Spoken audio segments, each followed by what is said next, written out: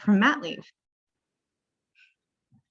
Hi, everyone. So we are recording the presentation on is it safe to detox? And we are going to jump right in. So the outline for today is addressing what is a detox and what is the detoxification pathway. Why would you want to? When do you want to? And the order of detoxing. Then we're going to get deeper dive into each organ system involved.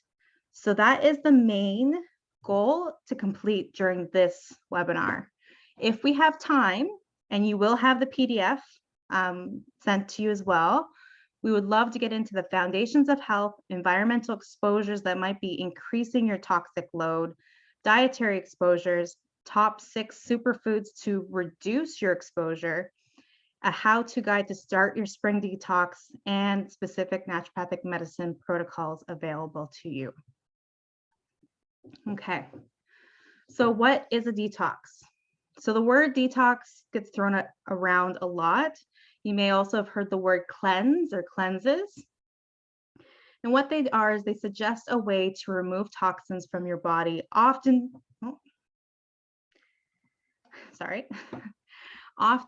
promoted to lose weight or promote health. Depending on the toxin intended to be removed, different approaches are used. So often they will be a restrictive diet, possibly even a juice or a water cleanse. Often there's supplements, enemas, laxatives, or even hydrotherapy. What does detoxification mean? Because we do throw that word around a lot, and we know that you can go through like withdrawal, right? An alcoholic can go through a detox. That's a different type of detox than removing specific foods, going through a sugar cleanse or withdrawal. So what are we talking about here? Basically, what we're talking about is means to clean the blood. So the blood is full of impurities, and these can be cellular debris, it could be heavy metals, it could be inflammation, anything that's really sitting in the blood that shouldn't be there, that needs to be removed from the body. And so we remove it or eliminate it through our kidneys, intestines, lungs, lymphatic system, and our skin. When these systems are compromised, that's when those impurities in the blood build up and they're not able to be properly filtered out. So in office, we do a lot of live blood analysis, and we can see when these toxic loads do build up and what's becoming a problem in the body. So some signs and symptoms that you could use a detox. You may have unexplained fatigue, sluggish elimination or constipation, irritated skin, eczema, acne, allergies, low-grade infection, puffy or bags under your eyes, bloating or stomach upset, menstrual problems or menstrual irregularities, and mental confusion. Now, why would you detox? If you have increased heavy metals, toxins, chemical burdens, excess hormones, or hormonal imbalances, those might be reasons to perform a detox. For example, lead, mercury, cadmium, arsenic, and xenoestrogens are pretty common. You may also want to do one if your organs are overburdened. So the adrenals, thyroid, liver, kidney, and skin benefit from doing a detox. So a current diet that's high in sugar, processed foods, caffeine, polypharmacy, so perhaps you're on quite a bit of medications, chronic or acute stress, can all damage or overburden those organ systems. And so doing a gentle detox will help hyper-nourish those organs. And then you may also be interested in doing one if you have any digestive issues, so gastrointestinal integrity and dysbiosis, whether it be IBS, IBD, leaky gut, or SIBO. So IBS, irritable bowel syndrome. IBD is inflammatory bowel disease, something like celiac, Crohn's, ulcerative colitis, or SIBO is small intestinal bacterial overgrowth. Okay, so here is the order of a cleanse or a detox. So again, I use those words interchangeably, but typically a cleanse is much lighter than a true detox. You must always start with this one here, the colon and intestines. Why? If your bowels are not moving properly, you are not eliminating the toxins, because essentially when the liver helps break down things out of the body or kill things off and bring it out, it uses the bowels to eliminate it. And if it's sitting around in the intestines for a long period of time, it gets reabsorbed. So it's just a yo-yo effect and you're not actually eliminating it. Number 2 is heavy metals. So if you do have quite a bit of heavy metal exposure, it is important to address this in the beginning because it can cause harm on all of the organ systems. And with that too, we would want to support the kidneys. So heavy metals often are eliminated through the kidneys, and the kidneys can be damaged from the heavy metals. So we want to make sure that the kidneys are running full tilt. Now, you may not have any heavy metals, so this is not something that we treat all the time in the detox. That's why there's this dotted line here. But for sure, we need to make sure that both pathways of elimination are functioning properly before we go forth and start with the liver. And so I think that ends up being the biggest mistake when people do a detox is they go right for the liver right away or blood cleaners at the very end here, and they don't make sure that their bowels are moving to actually clear it out. They're not, their kidneys are not functioning properly. And what do I mean by that? So if I do a blood panel, I'm looking for an EGFR of over 60%. So 60 to 100% is the optimal range. I mean, optimal range would be 80% or higher of the body being able to filter and eliminate. We could even do a quick urine dipstick, and we're looking at the specific gravity, but essentially your body is able to eliminate properly, and we're not worried about any clogging or damage there. Okay. Liver, gallbladder, and blood cleaning. So this is supposed to be at the end of it, and this is getting those lymphatics drainage moving, getting all that cellular debris out of the blood, cleaning up the inflammation, and ensuring that the liver is primed and going full tilt, because it is your main detoxer. So it takes everything from your body and converts it into something that can be eliminated. Okay. So deeper dive into each one, colon and intestines. So here, if we have constipation, dysbiosis, so if there's candida overgrowth or increased harmful bacteria, I like to explain this as everybody has a little garden in their gut. And so dysbiosis is when we have more weeds or wildflowers overtaking our garden.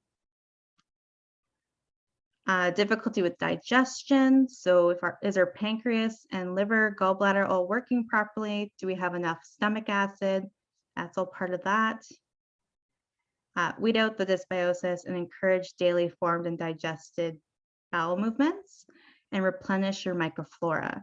So what could this look like in a detox?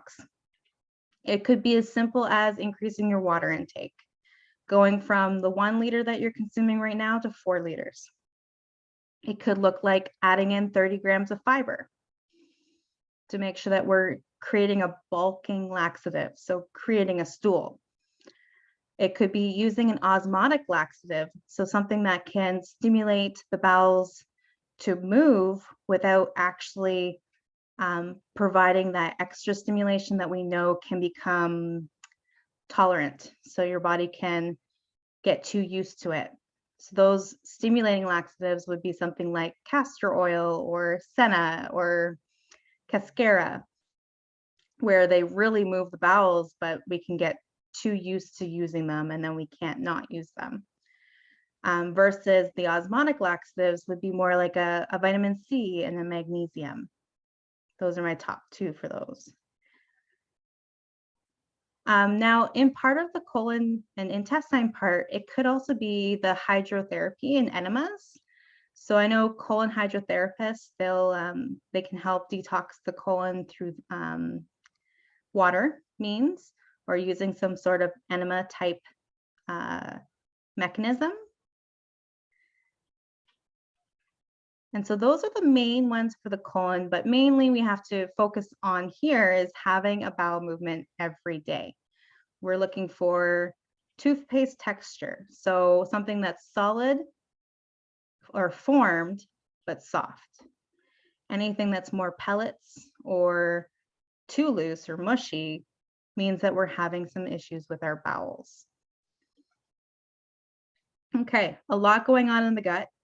And so as a naturopath, we say all the time that the root of most disease starts in the gut. Heavy metals. So this one is mostly due to exposure. So people who are industrial workers that are involved with lots of air and water pollution. It could be part of the foods that you're consuming, medicines, coated containers, ingestion of lead-based paints, I don't know, lots of things that can happen. And so if we were to find a heavy metal, so in office, we do a hair analysis that shows your exposure over a period of time. We would then target the heavy metal through some sort of supplementation. So there's no food that's really going to take a heavy metal out of your system unless you're doing very high quantities. Some examples of supplements that can help remove heavy metals include selenium, vitamin C, folate, garlic, glutathione, ALA or alpha lipoic acid, chlorella, and cilantro. I always pronounce that word wrong for some reason. And so, I mean, cilantro specifically helps remove heavy metals from connective tissue. So it can actually increase heavy metal burden in the blood if it's not being removed properly. Next, we have the kidneys. So these guys flush out waste and toxins, prevent potential infections, and reduce the risk for bladder problems. Cleansing the kidneys reduces the chances of having painful kidney stones, corrects hormonal imbalances, and prevents skin breakouts such as acne, eczema, and rashes. In Chinese medicine, the kidneys are extremely important for the skin. And so anybody who has skin issues, we have to address the kidneys. It's important to have hydration, and then different supplements that are beneficial to the kidneys include dandelion leaf, alpha lipoic acid, moringa, N-acetylcysteine or NAC, andrographis, probiotics, and resveratrol. Liver and gallbladder. So this is the most important organ to breaking down toxins to be eliminated. So it doesn't eliminate the toxins, but it breaks it down in a way that allows the kidneys and intestines to eliminate it. It has two phases. It has a phase 1 and a phase 2. In the phase 1, these CYP450 enzymes allow the product to be partially broken down. So it's metabolized into an intermediate metabolite. The problem here is that intermediate metabolite now circulates the blood until it's then going through phase 2 conjugation. These intermediate metabolites can be more toxic than the original product. So that's why we really need to make sure that both phase 1 and phase 2 are supported, especially phase 2, because most people, when they do a detox, they only support phase 1. And so then you have excess of these metabolites that can actually be harmful and toxic to you. And a lot of those detox symptoms that people get, the feeling really crummy, having difficulty getting out of bed, having sweats, feeling sick, all those detox symptoms or withdrawal symptoms end up being these excess intermediates. So Conjugation reactions, what they do is they take those intermediates and make them more water soluble so the body can remove them. Okay, so here's a little diagram of the liver in phase 1 and phase 2. I mean, it doesn't happen where on the left side and the right side different functions happen. These things are happening throughout the body, not just within the liver. The liver is just in charge of creating the compounds that allows for these things to happen. So we have our toxin, it goes in, phase 1 occurs, intermediates are created, they go around the blood for a while, and then they get conjugated by phase 2, and then they leave the body. And they're eliminated several different ways. On the bottom here, we see the nutrients that are needed for each step. So you see in phase 1, we need quite a bit of B vitamins, folic acid, glutathione, and flavonoids. In the phase 2, we need methionine, cysteine, magnesium, taurine, glycine, vitamin C, glutamine, choline, above the B vitamins, glutathione, and folic acid. So there's a lot more required for this next step to occur, which means we need to support this phase 2 to get the intermediates out.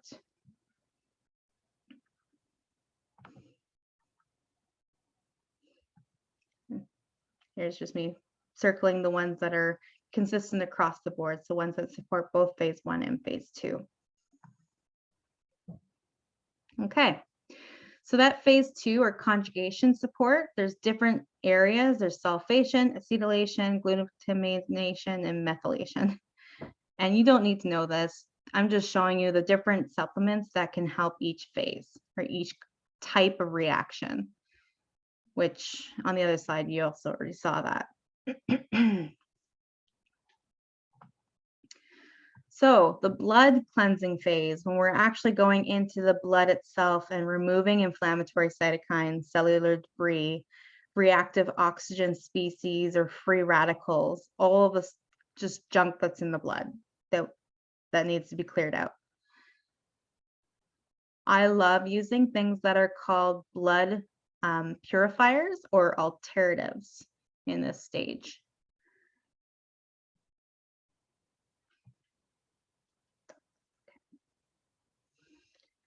And there's many herbs that actually are alternatives. I don't have a list here, but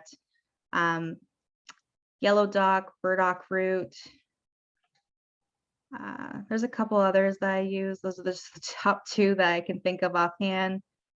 Dandelion does do some. But anyways, I would most likely pair an alternative that has multiple functions. So what's nice about herbs is that they don't just have one function. So the ones I named off are alternatives, but they also address other concerns. So burdock affects sugar handling. So if we're having too much sugar in the blood, that would be one that I would want to do. Yellow dock is really good for constipation, and it's an alternative. So we would use that one if we're having a little bit difficulty with getting a bowel movement, and so on and so forth. Okay, how are we doing for time? We got about 5 more minutes. So we were able to get all the way through to the foundations. That's great. Now this section, I'll try to scoot through as fast as possible. If you have questions, please put them in the comments. I will answer them at this point. And again, you will get the PDFs of what's going on after this. So foundations to a good detox. We want to look at your environmental health and reducing your toxic burden, because if we're constantly having to detox and we're not addressing your environment or your dietary habits, then you're just going to be continuing to add back to your burden. So water sources, your cookware and cooking methods, any products you use, food packaging, and air sources. And then dietary, we have packaged and processed foods, inflammatory and toxic foods, organic versus glycophosphates, and non-GMO. Okay, so environmental health, water sources. Many people ask me what kind of water filtration system's best. And to be completely honest, any type of activated carbon filter is sufficient enough to remove most toxins from your tap water. So that would be like a Brita filter, which are fairly easy to get. This is just showing you the EWG's report on tap water and what the different types of filtration units use or are able to get rid of. So you can see how both of these guys were able to get rid of all of these. Reverse osmosis is a bit more expensive filtration unit that removes all impurities. So there's absolutely nothing in there, including no minerals. So you may need to add minerals in if you're using a reverse osmosis machine. But what's nice about the reverse osmosis is it's going to also get any bacteria or parasites or wherever that's in the drinking water that the activated carbon filter may not.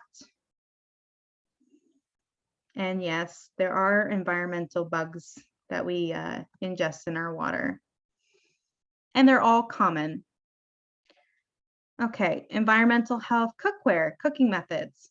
So did you know that your cookware could be leaching toxins such as aluminum, copper, and carcinogens into your food? So nonstick cookware, very, very harmful to you. Even the new nonstick products out there. There was a couple years back that all nonstick cookware were told by the FDA by a certain year they had to discontinue their products or find a substitute. And so all of these substitutes that are on the market now, like the copper coating, the ceramic, and all these other nonstick features aren't tested, that they haven't been tested for a long period of time. So we don't know what kind of carcinogens they might be putting into your food. So when in doubt, when it comes to cookware, use stainless steel. Stainless steel of 1810s or surgical type steel is not going to leach. They may have aluminum core to increase the heat because aluminum is more conductive, but that would be a product that would be more safe. And then the cooking process itself. So if you cook with oils, you do have to be mindful of their heat points or their smoke points. And so some oils, such as extra virgin olive oil, is not meant to be heated at all. It's meant to be drizzled on raw. Any amount of heat will turn it into a trans fat, and we know trans fats are harmful to us. So, and then there's other oils that are great at high temperatures like avocado, grapeseed, and walnut. So knowing what oils are good when is very important.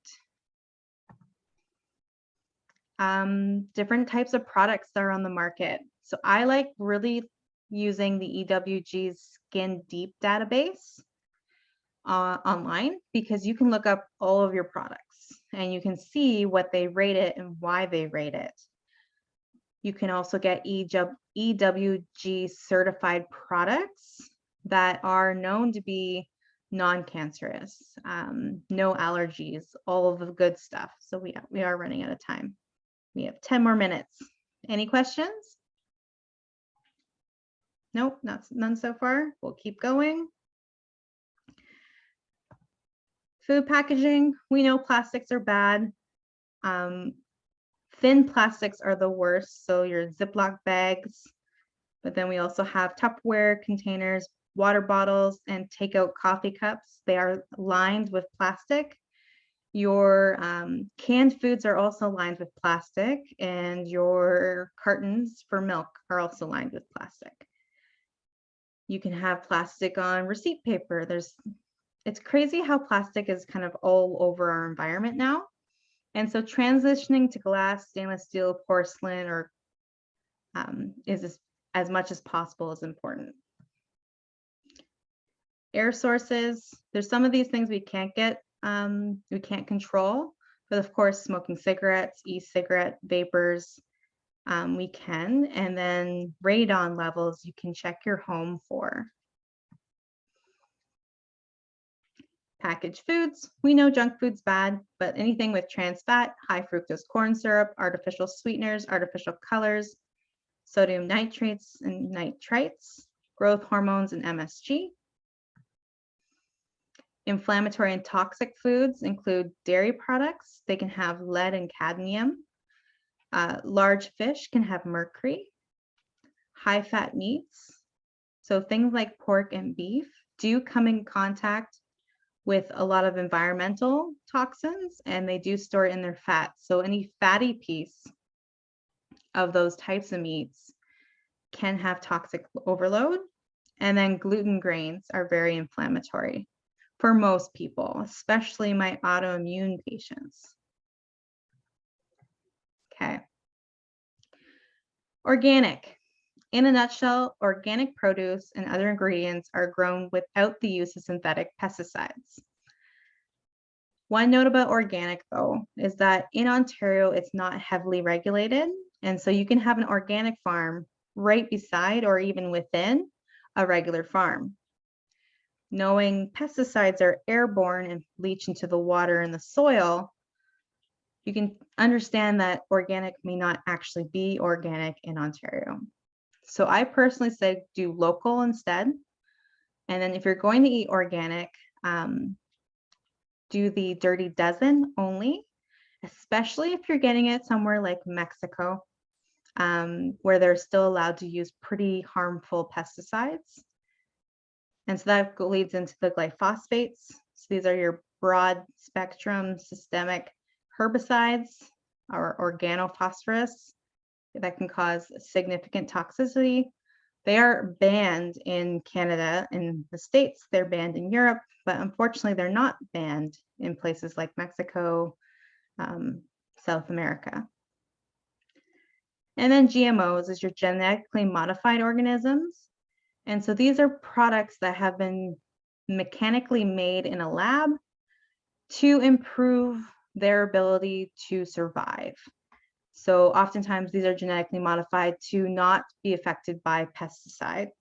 So something like Roundup, let's say. So if we're going to use Roundup on all of our crops, we don't want our crops to be damaged. So we're going to create our own crop in a petri dish that cannot die from Roundup. And so there's lots of people that say, GMO plants are not good for you.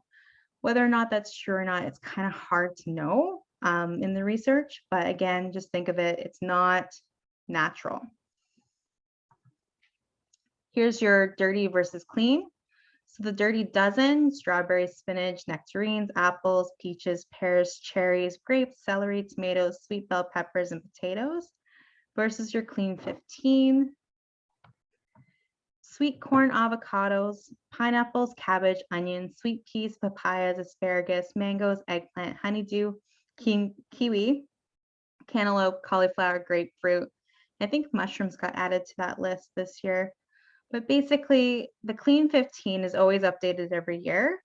And it's the products with the absolute least amount of pesticides, which I would say are safe to consume normal.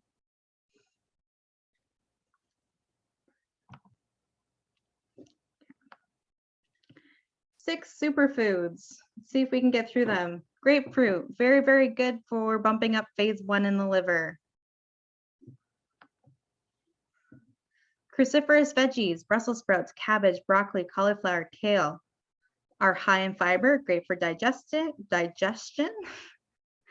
And they have DIM and I3C, which are really good for liver support. Berries, blueberries, blackberries, raspberries, strawberries, strong antioxidants, flavonoids, which are important for phase 1, and anti-inflammatories. So they are going to clean up the blood pretty good. Beets. So beets are high in minerals and micronutrients. So they're very, very hyper-nourishing, and they boost most of the detoxification pathways. They also increase nitric oxide. So if you're having issues with hypertension, it's going to increase the vasculature. It's going to increase circulation. Seeds, chia, flax, sesame, pumpkin. These guys are high in fiber, They're phytohormones and micronutrients. They're also high in something called omega-3, which is a free fatty acid. Very good for detoxing. Nuts, walnuts, almonds, pecans, and macadamias. Again, they're high in fiber, antioxidants, vitamin E especially, which is a fat antioxidant. And then they're heart healthy and, again, super nutritious. Okay, how-to guide, spring detox, nutrition parameters. So when I perform a detox with my patients, I never restrict the diet to like just a juice cleanse. I find that that's very harmful and not helping the situation. We want to hyper nourish the body. And so we're looking for foods that are going to be very, very nutritionally dense.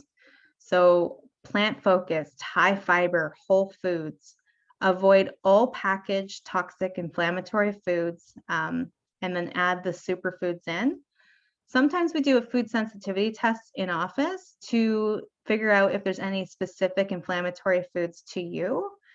Because we want to reduce inflammation as much as possible, we would remove those specific foods for you. Okay, so we need to increase micronutrients to hypernourish our bodies, and these are great food choices to really, really add in those vitamins and minerals. So broccoli, asparagus, avocados, whole grains, cauliflower, potatoes, squash, seeds, cabbage, peppers, spinach, nuts, Brussels sprouts, carrots, melons, beans, and legumes. Next, we want to increase our water intake. So you should be consuming a decent amount of water. If you're going to convert how much water you need to have on a daily basis, you're going to take your pounds, divide it by 2.2, which gives you the ounces of water you should be consuming. And then you divide it by 8 to get the cups of water you should be consuming a day. Now, that's the minimum that you need to be consuming. Typically on a detox, you want to consume even more because you need to flush things out. That's what we're doing. And with inflammation is like fire in the body. We're basically hosing it down with the water. So avoiding sodas, sports drinks, caffeine, juice, milk, and alcohol that further dehydrate us, and increasing water, carbonated water, fruit-infused water, herbal teas, cold or hot, matcha tea, etc. Okay, 3, herbal and supplemental support. So depending on your individual needs, we would provide nutrient repletion, digestive support, and liver support. You could also be providing kidney support, alternative support, or heavy metal removal support. And those are just examples of things that we could use in those points. And then reducing stress. So 3-minute breathing space, meditation, music and dance, nature walks, reducing screen time, and adaptogenic herbs like schisandra, licorice root, ashwagandha, holy basil are really good at reducing our stress hormone, because stress hormone increases stress sludge in the body, which also increases our burden on the detox organs. Indulge in hydrotherapy, hot and cold showers,